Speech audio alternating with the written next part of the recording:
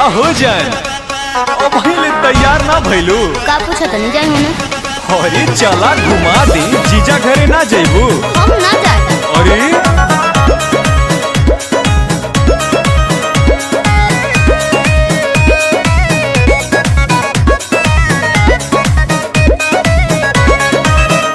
काहे बैठल बाड़ू मनवा मारी हो हमर प्यारी हो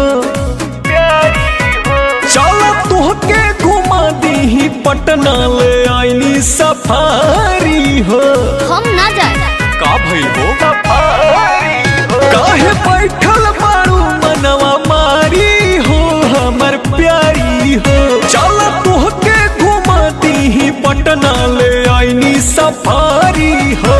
तो घुमहिला कहाँ हाँ घुमहिला हो बोला तो घुमहिला बुलेट पह चक गइल बा हा चक गइल बा भिया पतरी कमरी रहला चक गइल बा तो घुमहिला बुलेट पह चक गइल बा भिया पतरी कमरी रहला चक गइल बा। कमसिन कमरिया बा का हो।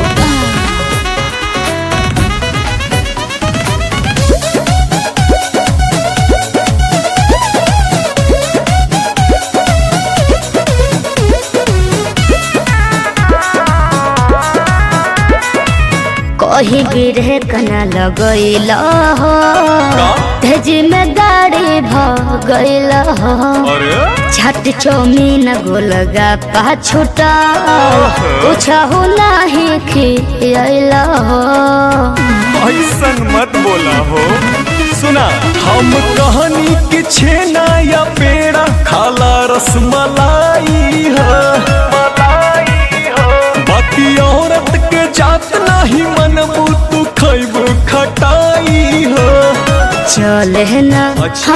हाँ चले ना हाँ। ठीक से चले ना पाई मचक गए बा हम मचक गए बा अरे। भिया पतरी कमर आला चक गए बा बघु महिला बुलेट पह चक गए बा भिया पतरी कमर आला चक गए बा साचू में लचक गए बा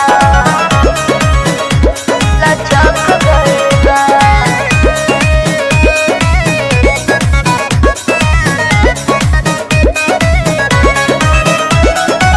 बधता मोर करी हैया हो सही में? सुना है विमलेश सैया हो बोला तनी समूह भुला के मालिश कद और तनी तोहर पैया हो। अरे तो नया फार्मूला अपनावा सब कमर के दर्द निकली ढलिया अकबारी में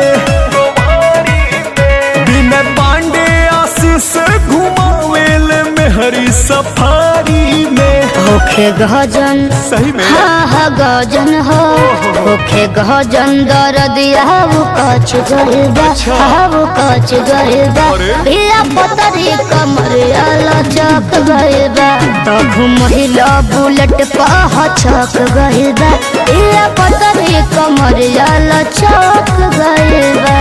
ओहो समर की कमर वाला दर्द बा का हो।